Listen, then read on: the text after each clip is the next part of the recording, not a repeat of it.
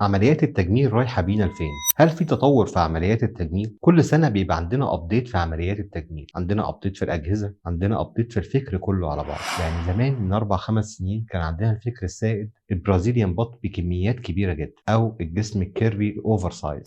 دلوقتي ما بقاش فيه كده، بقى فيه إن كل حاجة تبقى مرتبة بقياسات دقيقة جدا، إن إحنا يبقى عندنا جسم كيرفي ولكن متناسب لشكل جسمنا، متناسب لطولنا، متناسب بعرضنا، متناسب لشكل جسمي. كل جسم مختلف عن التاني. ما ينفعش ان انا اعمل اوفر سايز في عيانه رفيعه جدا، ولا ان انا يبقى عيانه عريضه ان انا اعمل لها بروجكشن قليل. كل حاله ليها المناسب ليها. الفكر بقى مختلف، بقى هدفنا ان احنا نوصل شكل مناسب لشكل الجسم نفسه، مش ان احنا نعمل عمليه وخلاص. زي من 10 سنين كان فكرتنا في النحت ان انا اعمل شويه شفط دهون، هدفنا ان انا اوصل لعدد لترات معينه من الدهون. دلوقتي هدفنا ان احنا نوصل بشكل جمالي اكتر، نوصل لشكل جسم مثالي، شكل جسم متقسم كويس، وليس ان انا اشفط عدد معين من اللترات. كل سنة فيها تطور جديد لجراحات التجميل. تابعونا عشان تعرفوا الجديد في جراحات التجميل. معاكم دكتور أحمد صلاح الدسوقي، استشاري جراحات التجميل والإصلاح.